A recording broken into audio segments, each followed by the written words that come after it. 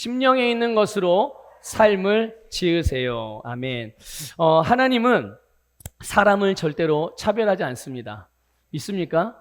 예, 하나님은 절대로 사람을 차별해서 대하시는 분이 아니세요. 뭐 인종이나 또 나라 아니면 뭐 성별, 나이, 뭐 그 사람의 지식, 또 뭐 소유의 뭐 많고 적음, 또 뭐 외모, 뭐 사회적 지위 이런 거 다 필요 없어요. 하나님께는 여러분 절대로 차별이 없고 모두를 사랑하시고 모두에게 은혜를 베푸신 줄 믿습니다. 그렇기 때문에 누구든지 어떤 사람이든지 예수 그리스도를 믿으면 하나님의 자녀로 거듭납니다. 나라도 상관없고 인종도 상관없고 성별도 상관없어요. 누구든지 예수 그리스도를 영접하면 하나님의 자녀로 거듭나요. 여러분 우리 요한일서 3장 2절을 같이 보겠습니다. 같이 읽어볼게요. 시작. 사랑하는 자들아 우리가 지금은 하나님의 자녀라. 아멘. 예수 그리스도를 믿음으로 거듭난 그리스도인들의 현재의 신분을 말씀해주고 있어요. 우리의 신분이 뭐라고요? 네, 하나님의 자녀입니다. 그리고 우리가 잘 아는 고린도후서 5장 17절은 이 하나님의 자녀를 새로운 피조물이라고 말씀하고 있어요. 같이 읽어보겠습니다. 시작. 그런즉 누구든지 그리스도 안에 있으면 새로운 피조물이라 이전 것은 지나갔으니 보라 새 것이 되었도다. 아멘. 그래서 여러분 그리스도인은 단지 교회를 다니는 교회 건물, 예배당 건물을 다니는 사람을 그리스도인이라고 말하는 것이 아니고요. 그리스도인은 바로 하나님의 자녀이며 새로운 피조물인 줄 믿습니다. 그래서 그리스도인 우리가 바라봐야 되고 주목해야 될 것, 인식해야 될 것은 이전의 옛 것이 아니라 새 것이어야 되는 것이죠. 여러분 새 것을 바라보시기를 축복합니다. 새롭게 거듭난 우리의 영의 상태를 주목하세요. 그리고 우리에게 주어진 새로운 삶을 바라보시기를 바랍니다. 여러분 이전으로 자꾸 돌아가려고 하지 마시고 이전의 것들에 자꾸 매여있지 마시고 옛날이 좋았지 여러분 추억하지 마십시오. 주님은 우리의 옛사람이 아닌 우리를 새로운 사람으로 지으시고 우리에게 새로운 생명을 주셨고 그 새로운 생명으로 살아가는 삶 순간부터가 우리에게는 새로운 삶이 시작된 거예요. 여러분 이미 오래전에 여러분이 예수 그리스도를 믿고 거듭난 그 순간부터 지금까지 새로운 삶을 살아오고 있는 중이라는 것을 기억하시길 바랍니다. 그러므로 당연히 내가 지금 살고 있는 삶이 새로운 삶이니까 우리가 바라봐야 되는 것도 집중해야 되는 것도 당연히 새로운 삶을 집중해야 되는 것이죠. 그래서 여러분 이전과 똑같은 사고방식이나 이전과 똑같은 말이나 이전과 똑같은 습관이나 이전과 똑같은 행동들은 그리스도인에게 맞지 않는 모습들이에요. 그건 그리스도인의 모습이 아닙니다. 그리스도인의 삶의 모습, 그리스도인의 언어, 그리스도인의 행동, 그리스도의 추구하는 바 모든 것이 새로운 것이 되어야 될 줄 믿습니다. 여러분 오늘 우리가 읽은 본문 한 절 말씀이지만 예수님께서 말씀하시기를 선한 사람은 마음에 쌓은 선에서 선을 낸다 이렇게 말씀하셨어요. 여러분 우리는 거듭난 그리스도인입니다. 거듭난 그리스도인인 우리에게 하나님께서 주신 것들이 있어요. 너무나도 많지만 몇 가지만 말씀을 드리면 하나님은 당신의 생명을 우리에게 주실 줄 믿습니다. 믿습니까? 또 하나님은 당신의 본성인 의의 본성을 당신의 자녀들에게도 주셨어요. 하나님은 또 당신의 사랑을 당신의 자녀들에게 주셨습니다. 또 하나님은 당신의 전능하신 능력을 하나님의 자녀들에게 성령의 권능으로 부어주셨어요. 여러분 갖고 있는 거 지금 말씀드린 거 이게 한번 해보세요. 뭘 주셨다고요? 하나님이 우리의 심령 안에? 생명도 주셨고요. 뭐도 주셨고 뭐 하여튼 다 주셨어요. 다 좋은 것들 다 주셨어요. 우리 안에 하나님이 주신 이것들이 선한 것입니다. 이것들이 우리의 심령, 거듭난 하나님의 자녀들 안에 이것들이 쌓여 있다는 것을 기억하시길 바라요. 그렇기 때문에 우리가 가지고 있는 것을 가지고 생각하는 거예요. 우리 안에 가지고 있는 것을 가지고 말하는 겁니다. 우리 안에 가지고 있는 것을 가지고 행동하는 거고요. 그래서 이렇게 우리가 우리 안에 하나님이 주신 선하고 아름다운 것들을 가지고 살아갈 때 하나님의 자녀의 권세를 우리 개인적으로 누릴 수 있는 것뿐만 아니라 이 땅에서 예수님께서 행했던 일들과 예수님께서 살았던 삶, 그 모든 삶을 통해 승리하신 예수 그리스도, 그분의 삶이 우리의 삶이 되어지고 그분의 승리가 우리의 승리가 된다는 것을 믿으시기를 축복합니다. 여러분, 오늘 본문에서 예수님이 강조하시는 부분은 바로 우리의 심령이에요. 우리의 마음이란 말이죠. 우리의 심령이 어떠하냐에 따라서 그 심령에 우리의 삶에 그대로 반영되어 나타나게 되는 겁니다. 여러분의 가정에, 여러분의 사업장에, 여러분의 일터에, 여러분의 모든 관계 안에서, 또 여러분이 섬기는 교회 안에서, 여러분이 만나고 있는 모든 사람들 안에서 어떠한 모습들이 나타나고 있습니까? 어떠한 것들을 여러분들이 경험하고 있습니까? 여러분, 오늘 우리의 나를 통해 나타나는 삶의 열매들, 여러분, 그것이 내 심령 안에 있는 것이라는 걸 아셔야 돼요. 내 심령에서 쏟아내고, 내 심령에 있는 것들을 말하고, 내 심령에 있는 것들을 행하고, 내 심령에 있는 것들을 따라서 선택한 결과로 오늘을 내가 경험하고 있다는 것을 아셔야 됩니다. 물론 예외적인 경우도 있죠. 아니, 나의 의지와 나의 의도와 상관없이 사단이 역사할 때는 우리가 어쩔 수 없다 말할 수 있어요. 하지만 엄밀하게 보면 그것도 어쩔 수 없는 게 아니에요. 왜 그런 줄 아십니까? 예수 그리스도께서 십자가에서 죽으셨을 때 사단의 권세에 대해서도 우리에게 속량해 주셨기 때문이에요. 예수님이 사단의 권세에 대해서도 승리하셨기 때문에 우리는 예수 그리스도의 이름으로 사단이 내 인생, 내 삶에 부정적인 어떤 잘못된 것들을 가져다 주려고 다가올 때 우리가 그것들을 빨리 깨달아서 예수님의 이름으로 그것들을 거절하고 물리쳤으면 그런 일이 없거든요. 근데 우리가 무방비 상태에서 방치한 결과로 사단의 미혹을 받기도 하고 유혹을 당하기도 하고 또는 내가 부지불식간에 그냥 어떠한 어려운 일들을 당하기도 하는 거예요. 여러분, 그러므로 오늘 본문에서 말씀하시는 것처럼 우리의 심령 안에 하나님이 주신 것을 가지고 여러분의 삶을 아름답게 지어가시기를 주님의 이름으로 축복합니다. 그래서 우리의 심령, 여러분, 내가 아무리 잘 살아보려고 해도, 내가 아무리 선하게 사람들에게 보여지려고 해도, 내가 사람들에게 좋은 평판을 아무리 얻고 싶어도, 삶에서 좋은 열매를 맺어보고 싶어도 가장 결정적으로 중요한 것, 우리의 심령이 좋은 심령이 되지 않으면, 내 심령에 선한 것이 심겨져 있지 않으면 좋은 삶이 될 수 없다는 것을 아셔야 돼요. 잠깐은 그렇게 보여질 수 있겠죠. 하지만 잠깐이에요. 정말 말 그대로 잠깐. 결국은 최종적으로는 내 속에 있는 것이 삶의 열매로 나타나게 됩니다.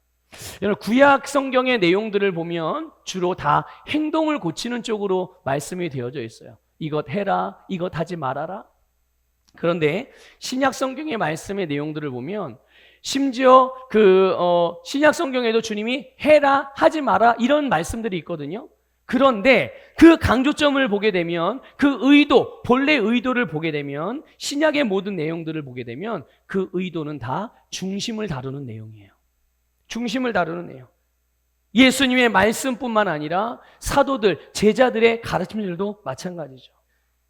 여러분, 주님의 말씀은 항상 우리의 삶에서 최고의 방향을 제시해 주는 줄 믿습니다. 우리 모든 인생의 해답은 주님의 말씀이에요. 여러분, 그러면 이것을 정말 믿으시나요? 주님의 말씀이 내 인생의 모든 방향이라는 것을 믿으세요? 주님의 말씀이 내 인생의 모든 문제 해답이라는 걸 믿으십니까? 자, 그러면 우리 이제 마태복음 5장 39절 이하에 보게 되면 뭐 왼뺨을 맞으면 오른뺨도 돌려대라, 뭐 하면 뭐 해라 이런 말씀 아시죠? 네, 지금 내가 누군가에게 왼뺨을 맞았어요. 갑자기 딱 맞는 순간 눈에서 번개불이 번쩍하고 열받고 화가 치밀어 오르고 막 속에서 부글부글하고 내 손에 내가 의도하지 않았는데 막 주먹이 불끈불끈 젖습니다. 그렇죠? 어깨가 막 들썩거리고 숨이 가빠지고 이게 이제 자연스러운 반응이죠. 자, 이럴 때 어떻게 해야 되죠? 주님의 말씀을 따르면 오른뺨도 돌려대야죠. 이게 여러분, 지금 내가 왼뺨을 맞아서 내가 억울해하고 내가 열받고 분노하고 화가 치밀어 오르고 뭘 어떻게 해야 될지 몰라서 막 정신이 없을 때 그때 주님께서 나에게 주시는 해답이라고 여러분 믿어지시나요? 다른 때 말고요. 그냥 가만히 지금같이 이렇게 평온한 상태에 있을 때 말고, 여러분 보세요. 누군가 너에게 왼뺨을 때리거든 오른뺨도 돌려대라. 이 말씀은 어떤 사람에게 필요한 거예요? 왼뺨을 맞은 사람에게 필요한 겁니다. 그냥 평온하게 여러분같이 우리가 지금 우리처럼 가만히 있을 때 이 사람들에게 필요한 게 아니에요. 우리가 이 말씀이 언제 필요하다고요? 내가 왼뺨을 맞았을 때. 진짜 이렇게 맞았다는 얘기가 아니라, 그만큼 억울하고 화나고 분노가 치밀어 올 만한 일을 만났을 때 필요한 말씀이 이 말씀이거든요. 그때 여러분, 나에게 주시는 주님의 해답은 그래, 기다려, 내가 물리쳐 줄게, 이런 말씀일까요? 오른뺨을 돌려대랄까요? 오른뺨도 돌려대라가 왼뺨을 맞은 사람에게 주시는 주님의 해답이에요. 그런데 많은 그리스도인들은 이런 말씀은 예외라고 생각을 해요. 자기에게는. 주님, 아는데요. 일단 제 마음이 좀 진정된 다음에 주님의 말씀을 따를게요. 아니, 진정된 사람에겐 이 말씀이 필요한 게 아니라니까요. 이미 시간이 지나서 진정된 사람들에게는 이 말씀이 필요 없어요. 그런 사람들에게는. 지금 당장 내가 억울해할 때, 내가 뭔가 현실 피해가 왔을 때, 누군가 나에게 해코지했을 때, 그때 그런 나에게 주시는 말씀이 오른뺨도 돌려대. 누군가 나에게 도움을 요청했어요. 내가 있지만 조금 아까워. 다른 데 뭔가 쓸 일이 있어. 그런데 그 사람이 나에게 좀 도와달래요. 어떻게 해야 돼요? 내가 이거 쓰고 나중에 생기면 줄게. 그럼 그 사람에게는 누군가 나에게 오리를 가자 그러면 오리를 더해서 10리를 가라라고 말씀하셨는데, 주님, 제가 지금 10만 원이 있는데 이 10만 원을 가지고 제가 지금 우리 자녀들하고 오늘 외식하기로 약속을 했거든요. 근데 누군가가 와서 자기에게 10만 원의 필요를 보여주신 거예요. 이게 헌금으로 필요를 보여주신 거든, 아니면 누가 직접 와서 좀 뭔가를 좀 도움을 달라고 하든. 여러분, 뭐 이런 이 말씀이 나왔었는데, 누군가 여러분 돈을 빌려달라고 하는 요청이 오면요, 빌려주지 마세요. 절대로. 빌려달라고 하지도 마시고, 빌려달라고 하는, 만약 그런 일이 벌어지게 되면 빌려주지 마세요. 그냥 주세요. 이해가 되세요? 무슨 말인지? 나중에 돌려받을 생각하지 마시고요, 그냥 주세요. 내게 필요가 보여지면 그냥 드리시길 바랍니다. 그게 우리 서부교회의 재정을 다루는 방식이었으면 좋겠어요. 부유한 자의 방식, 형통한 자의 방식으로 살아가시기를 권면을 드려요. 만약에 내가 다시 돌려받을 거라고 생각을 한다면 아예 주지 마세요.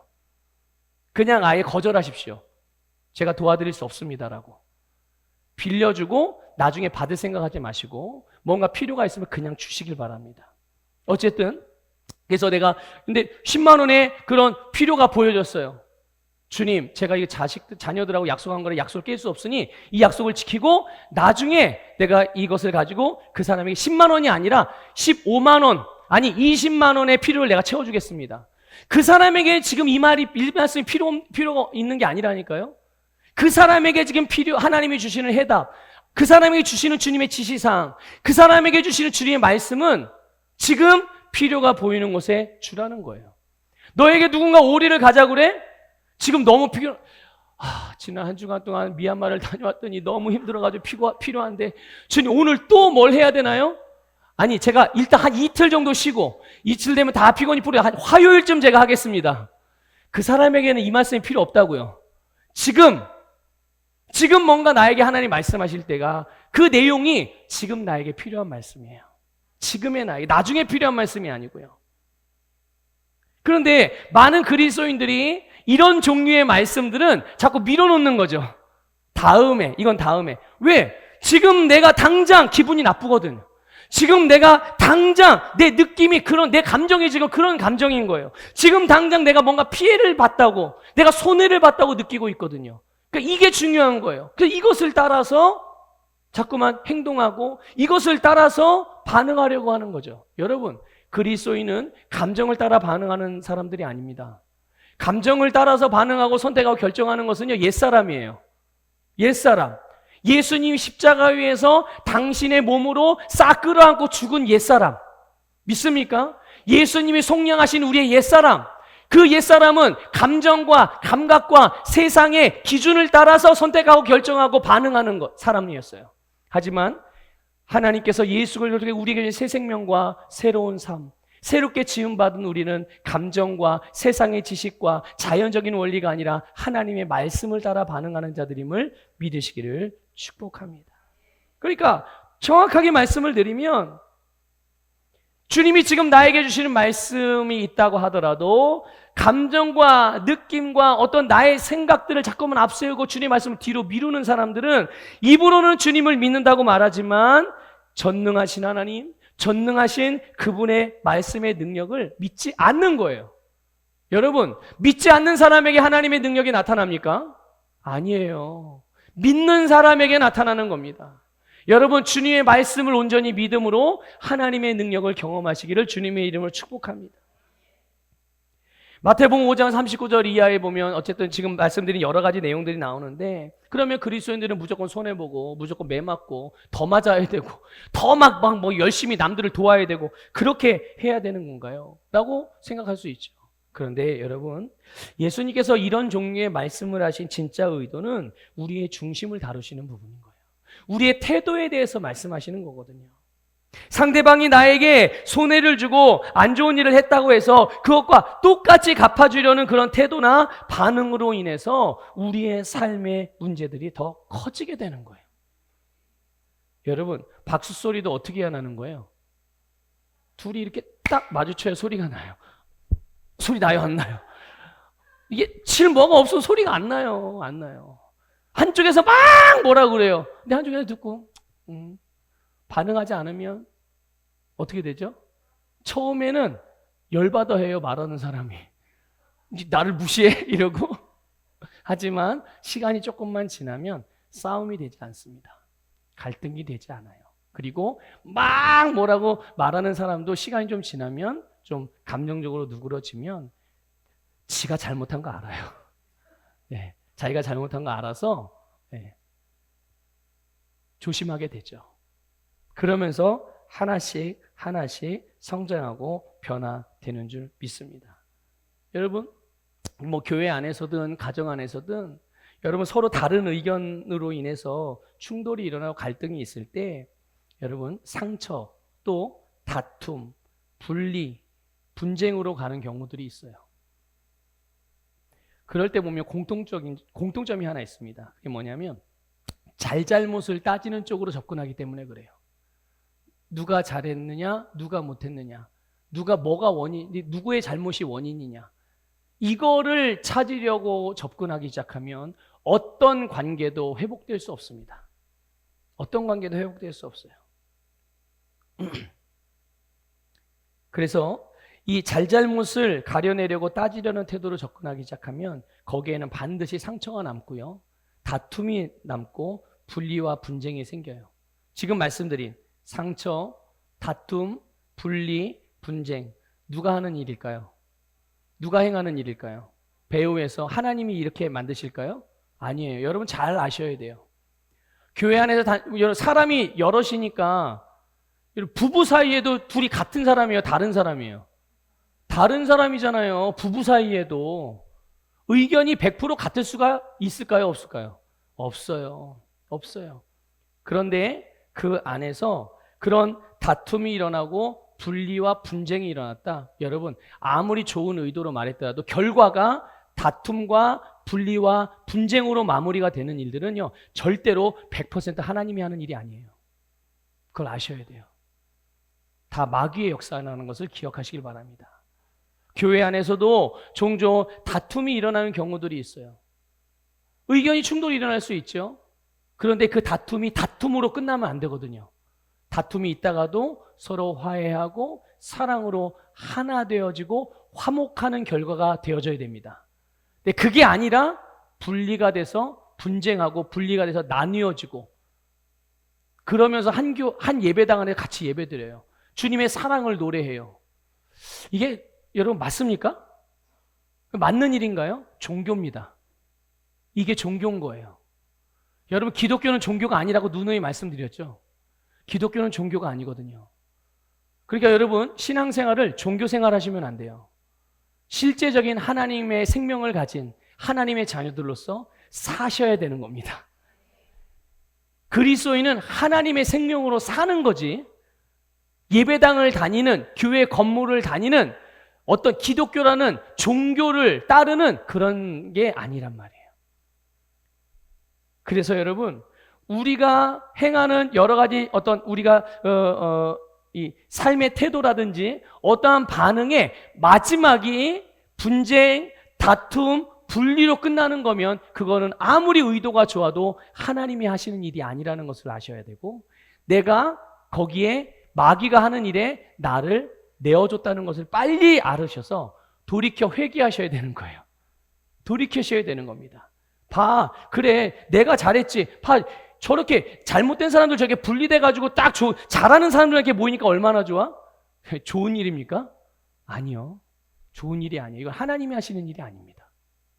그러므로 여러분, 모든 일들에 있어서 항상 존중하는 심령, 우리 안에 하나님이 주신 아름답고 좋은 선한 것들을 통해서 여러분의 삶을 만들어 가시기를 주님의 이름으로 부탁을 드려요.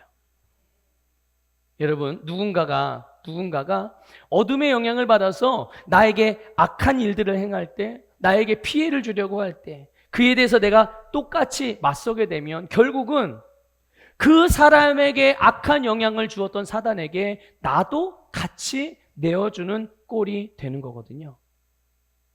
여러분 안에 선한 것이 있습니다. 하나님의 자녀 그리스도인들 안에는 선한 것이 있어요.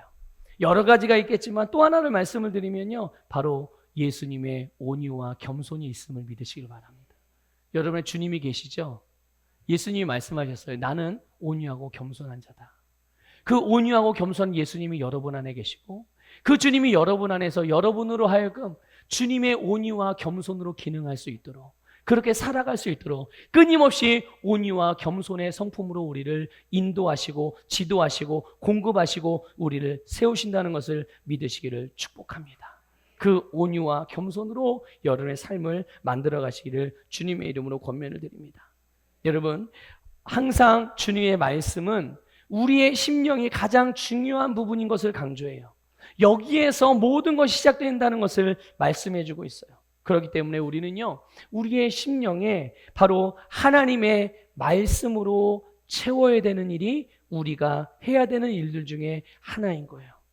그리고 우리 안에 채워진 주님의 말씀을 통해서 그 선한 것, 좋은 것, 진리의 말씀을 따라서 살아가게 될 때 우리의 삶에는 그 결과는 바로 우리가 따른 말씀의 내용이 열매로 나타나게 되는 거예요.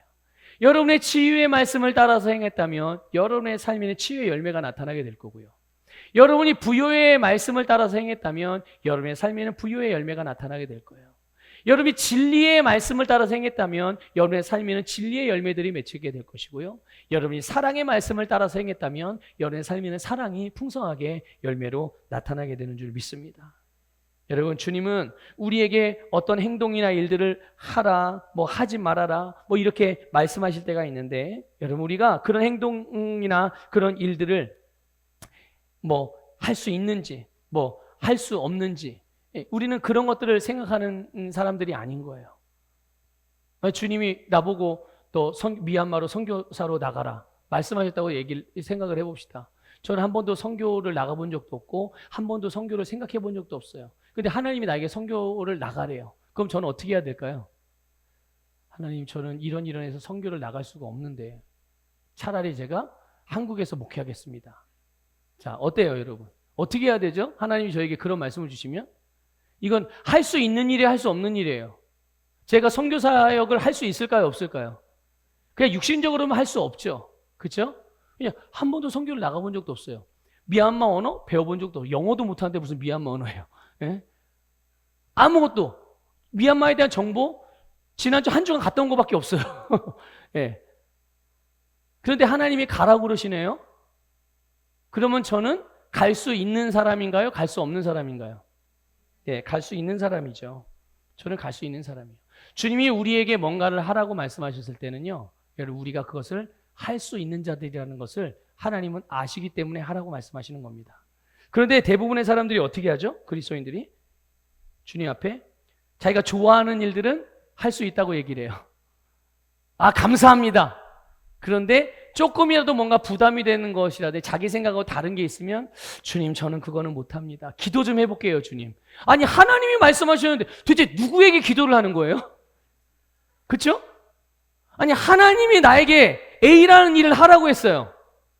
여러분 누구에게 기도하십니까? 기도할 때 여러분이 기도한 하나님이 여러분에게 A라는 일을 하라고 말씀하셨어요. 그리고 하나님 앞에 주님 제가 기도 좀 해볼게요. 그런 기도는 도대체 누구에게 하는 거죠? 예? 이게 얼마나 우리가 신앙생활을 종교적으로 하는지를 보여주는 여실한 단적인 예입니다. 우리가 얼마나 진짜 종교적으로 하는지, 하나님이 살아계시고 하나님이 진짜 나에게 말씀하시고 하나님이 나를 인도하시고 지금 나와 하나님이 함께 사시고 그런 하나님을 매일 실감하고 그렇게 주님과 함께 살아가는 사람들은 종교 생활을 할 수가 없거든요. 삶이니까 그게.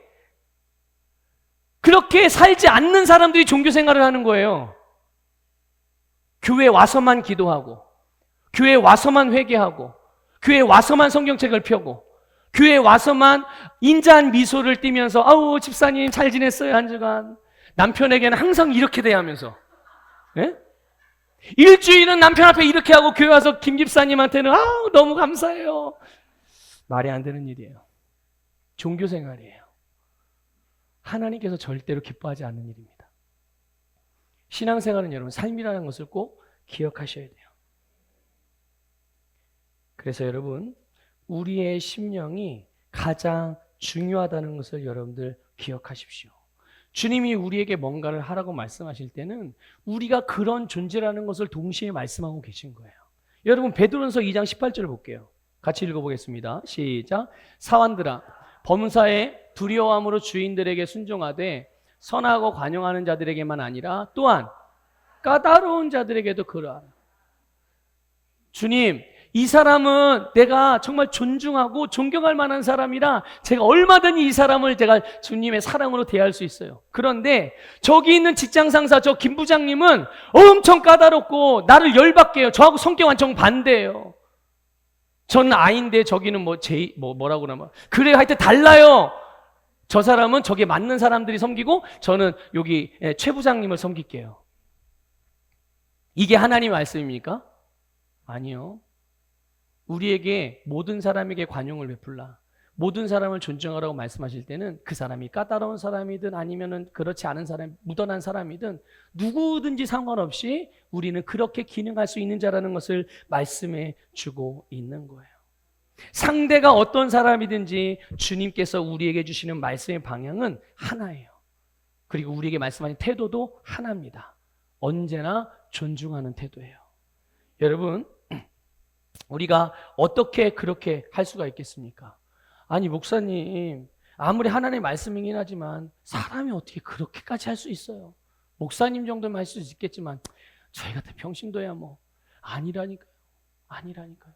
아니 주님의 말씀의 기준에 목사와 평신도와 기준이 뭐 다릅니까? 목사는 조금 죄를 더 져도 되고 평신도니까 목사는 한 10번 정도 유예 기간을 주고 유예 그런 횟수를 주고 성도는 성도니까 한 3번만 유예 횟수를 주고 이렇습니까? 하나님의 기준이? 아니에요. 그렇지 않다니까요. 여러분 베드로전서 2장 9절부터 10절 읽어볼 건데요. 이 말씀을 읽으면 이미 여러분 너무 잘 아는 말씀인데 이 말씀을 읽으면서 다시 한번 오늘 예수 그리스도를 믿고 거듭난 내가 어떤 사람인지를 다시 한번 마음에 깊이 새기시기를 부탁을 드릴게요. 같이 읽어보겠습니다. 시작. 그러나 너희는 택하신 족속이요 왕 같은 제사장들이요 거룩한 나라요 그의 소유가 된 백성이니 이는 너희를 어두운 데서 불러내어 그의 기이한 빛에 들어가 계신 이의 아름다운 덕을 선포하게 하려 하심이라. 너희가 전에는 백성이 아니더니 이제는 하나님의 백성이요 전에는 긍휼을 얻지 못하였더니 이제는 긍휼을 얻은 자니라. 아멘. 여러분 주님께서 우리에게 뭔가를 말씀하실 때 주님 이거는 가능합니다. 이거는 불가능합니다. 이건 내가 할 수 있겠습니다. 이거는 내가 못하겠습니다. 이거는 여러분 중요하지 않아요. 이건 우리의 대답이 돼서는 안 됩니다. 우리의 관심이 돼서는 안 돼요. 내가 할 수 있다 할 수 없다가 중요한 게 아닙니다. 이거는 아무런 의미가 없는 일이에요. 우리가 진짜 집중해야 될 부분은 내가 누구인지예요. 나에게 이런 말씀을 하나님이 주셨는데 하나님이 이 말씀을 주신 내가 어떠한 존재인가? 또 내가 어떤 것을 가지고 있는가? 하나님이 내 심령 안에 무엇을 주셨는가? 여기에 집중해야 되는 것입니다. 만약에 누군가 장로님 보고 갑자기 어느 날 하나님이 목회자가 되라네. 예? 그러니까 예를 드는 거예요. 또 내일 당장 목사님 말씀하시니까 내가 이제부터 신학을 공부해. 그런 말씀하시면 안 돼요.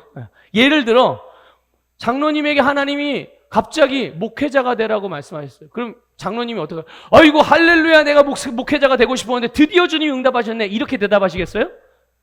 아이고 하나님, 이게 이 나이에 무슨 목사예요? 주님, 저는 할 수 없어요 라고 생각하겠죠. 왜 할 수 없다고 생각할까요? 왜 할 수 없다고? 일단 나이, 그렇죠? 그리고 집안, 그리고 우리 임권사님, 자식들, 예. 또 우리 교회도 있겠고. 예. 아니 장로님이 목회자가 되면 저 나가야 되는 거 아닌가? 아니 부목으로 계실래요? 자, 어쨌든 이런 여러 가지 상황들이 있단 말이죠. 이런 여러 가지 상황들. 그래서 할 수 없다고. 아니 반대 경우일 수 있죠. 아이고 할렐루야, 감사합니다. 저는 이것도 할 수 있고 저것도 할 수 있고 이런 과정을 내가 이것을 할 수 있습니다. 그렇게 반응할 수도 있어요. 그런데 주님께서 우리에게 뭐라고 말씀하실 때는, 여러분, 내가 이걸 할 수 있습니다, 할 수 없습니다 라고 반응하는 게 맞는 반응이 아니에요. 우리가 진짜 집중해야 될 거, 나에게 뭔가를 말씀하셨을 때 내가 어떠한 사람인지, 그리고 내가 하나님이 나에게 주신 것이 무엇인지를 딱 인식을 해서 내가 누구인지에 대한 그 위치의 그런 권세, 그리고 그 위치 안에서 하나님이 나에게 주신 것들을 가지고서 하나님이 나에게 지금 하라고 하신 그 일을 하는 겁니다. 내가 있는 재능을 가지고 하는 게 아니에요. 재능도 하나님이 사용하셔야 하는 거고, 그렇죠? 나의 어떠함을 따라서 할 수 있다 할 수 없다가 아니라 하나님이 나에게 주신 것을 가지고 하나님이 나에게 하라고 하신 그 일을 하는 것임을 믿으시기를 바랍니다. 좀 전에 읽은 말씀을 우리를 뭐라고 말합니까? 너희는 택하신 족속이다, 왕같은 제사장이다, 거룩한 나라다, 하나님의 소유다, 하나님의 백성이다, 긍휼을 입은 자들이다. 이게 바로 저와 여러분이거든요. 이게 바로 예수를 믿고 거듭난 모든 그리스도인들의 정체성이에요. 저와 여러분이 이런 자고 이렇게 살아갈 수 있는 사람들이고 이렇게 살아가야만 하는 새로운 피조물임을 믿으시기를 축복합니다. 주님이 우리에게 어떤 말씀을 하실 때는 내가 할 수 없는 부분에 대해서는 단 한 번도 말씀하신 적이 없어요. 믿습니까, 여러분? 다만 우리가 믿음으로 반응하지 못함으로 인해서 그것을 내가 받아들이지 않는 것뿐인 거지, 받지 않는 것뿐인 거지, 하나님이 나에게 뭔가를 감동하시고 말씀하실 때 내가 할 수 없는 것들을 말씀하시는 경우는 없어요. 당연히 또 나에게 해가 된다든지 나에게 손해가 되는 일 역시도 우리에게 하라고 하시는 분이 아니에요. 하나님은 항상 우리에게 복된 것만 말씀하십니다. 우리의 가장 필요한 것과 가장 좋은 것만을 말씀하시는 분이 우리의 사랑의 하나님이신 거예요. 말씀하시는 내용, 또 말씀의 어떤 그 종류가 어떠한 형태로 주어지든 그게 뭐 훈계나 교훈이나 명령이나 위로나 타이름이나 가르침이나 여러 가지 종류로 우리에게 말씀하실 수 있죠. 어떤 종류의 형태로 우리에게 다가오든 우리에게 주시는 말씀은 나에게 가장 복된 말씀이라는 것을 믿으시기를 축복합니다. 여러분, 우리가 계속 지금 존중하는 삶에 대한 큰 주제 안에서 말씀을 나누고 있는데, 여러분, 일반적으로 사람들은 내가 존중할 만하다고 여길 수 있는 대상을 존중합니다. 그리고 내가 좋아하거나 가까운 사람들에게만 관대하게 대하죠. 이거 이제 일반화된 거예요. 이게 너무 당연하게 받아들여지는 그런 생각들이죠. 그러나 그리스도인은 다르다고요. 육신적인 관계나 또는 개인적인 호불호와 상관없이 우리는 누구에게든 일관되게 존중하는 태도, 겸손과 온유한 마음으로 그들을 대하는 것이 오늘 우리 그리스도인들의 삶의 모습이죠. 어떻게 그럴 수 있죠? 아까 말씀드렸잖아요. 우리가 그러한 자거든요. 하나님이 예수 그리스도를, 우리가 예수를 믿음으로 거듭났을 때 하나님이 우리를 그런 존재로 새롭게 창조해 주신 거예요. 믿습니까? 하나님이 우리를 그렇게 만들어 주신 겁니다. 우리의 마음에 선한 것, 그러니까 생명의 말씀, 사랑의 말씀, 구원의 말씀, 능력의 말씀이 채워져 있기 때문에 우리는 그렇게 살아갈 수 있는 존재가 된 것이죠. 그래서 내가 어떤 사람입니까? 과연 내가 누구지라고 생각했을 때 그것이 나에게 주어진 어떤 사회적인 직책이라든지 또 명칭, 그런 명함에 새길 수 있는 어떤 그런 것들, 그런 것이 나를 말해주는 게 아니에요. 우리의 심령이 나를 말해주는 겁니다. 나의 중심에 있는 것이. 우리의 모든 삶은 우리의 심령에서부터 시작된다는 것을 믿으시기를 주님의 이름으로 축복합니다. 그래서 우리는 매 순간 하나님의 말씀을 인식하고 우리의 거듭난요, 우리의 바른 심령이 나의 일상적인 모든 반응들과 방향들을 결정할 수 있도록, 그리고 나의 태도를 바르게 주관할 수 있도록 우리의 마음을 하나님의 말씀에 내어드리는 저와 여러분이 되기를 축복합니다. 우리 지난번에도 본 말씀인데요, 골로새서 3장 22절 23절 우리 세번역 성경으로 같이 읽어보겠습니다. 시작. 종으로 있는 이 여러분 모든 일에 육신의 주인에게 복종하십시오. 사람을 기쁘게 하는 자들처럼 눈가림으로만 하지 말고 주님을 두려워하면서 성실한 마음으로 하십시오. 무슨 일을 하든지 사람에게 하듯 하지 말고 주님께 하듯이 진심으로 하십시오. 아멘. 여러분, 우리의 심령에서 존중하는 태도가 나오게 만드는 원동력, 그게 뭐냐? 여러분, 조금 전에 읽은 22절에 보면 주를 두려워하면서예요. 주를 두려워하면서. 이 두려워하다는 말은 하나님을 공포스럽게 여기는 게 아니에요. 뭔가 말씀대로 안 하면 벌 받을 것 같고 사고 받을 것 같은 그런 두려움, 그런 걸 말하는 게 아닙니다. 이거는 하나님을 경외한다는 말이에요. 하나님을 경외하는 마음에서 존중하는 태도가 나올 수가 있다는 것을 기억하시길 바랍니다. 여러분, 하나님의 말씀은 살아있습니다. 하나님의 말씀 분명히 살아있어요. 그래서 하나님의 말씀 앞에서 드러나지 않는 비밀은 없다. 풀리지 않는 문제도 없다. 이게 여러분 주님의 말씀의 능력이에요. 이것을 여러분 믿으십니까? 이거를 믿고 인정할 때 주님의 말씀이 우리에게 제시하는 이런 존중하는 삶을 선택하고 살아갈 수가 있는 거예요. 만약에 이런 말씀을 믿지 않는다, 그냥 복 주시겠다고만 하는 것만 믿고 다른 거는 믿지 않아, 다른 말씀의 내용들은, 그럼 어떨까요? 우리는 말씀이 말하는 방식을 선택하지 않게 될 거예요. 믿지 않으니까요. 그러니 존중하는 삶을 살아가는 게 아니라 그냥 내 마음이 가는 대로, 내가 하고 싶은 대로 그런 삶을 살게 될 겁니다. 여러분, 여호와를 경외한다, 하나님을 경외한다는 말은 거룩한 두려움이에요. 도대체 거룩한 두려움이 뭐죠?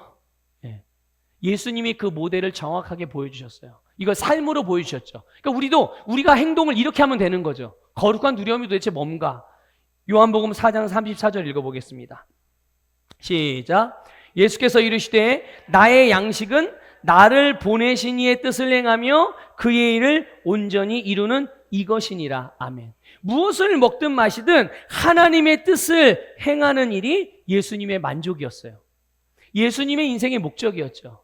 이게 하나님을 경외하는 거룩한 두려움을 가진 자들의 삶의 모습인 거예요. 요한복음 8장 29절도 읽어볼게요. 시작. 나를 보내신 이가 나와 함께 하시도다. 나는 항상 그가 기뻐하시는 일을 행함으로 나를 혼자 두지 아니하셨느니라. 아멘. 여러분, 하나님께서 기뻐하시는 일을 행하는 것, 언제? 항상. 내가 기분이 좋든 나쁘든 상관없이 항상 하나님이 기뻐하시는 일을 행하는 것이 예수님의 삶이었단 말이죠. 그러니까 이 하나님을 경외한다는 것, 거룩한 두려움을 갖는다는 것은요, 추상적이거나 주관적인 어떤 느낌이나 감정이 아니에요. 실제적인 삶에서 나오는 태도이고 반응이라는 것을 기억하시길 바랍니다. 그러니까 예수님께서 이 땅에서 이루신 모든 삶, 사역의 원동력이 바로 하나님을 이렇게 경외하는 그런 마음에서 시작이 되었고, 예수님은 오직 하나님이 지시하시고 기뻐하시는 일만 하셨기 때문에 예수님이 행하시는 모든 일, 우리가 알고 있는 그 모든 일, 그분의 모든 삶에서 하나님의 영광이 떠나지 않았다는 거예요.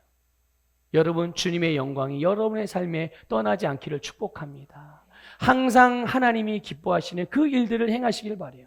그래서 여러분, 어떤 상황에서도 우리의 심령으로부터 하나님을 바라보고 하나님을 신뢰하고 하나님을 경외하는 것이 우리가 존중하는 삶을 살아가는 근원이고, 이렇게 주님과 같은 삶을 우리도 우리의 세대에 살아가야 될 줄 믿습니다.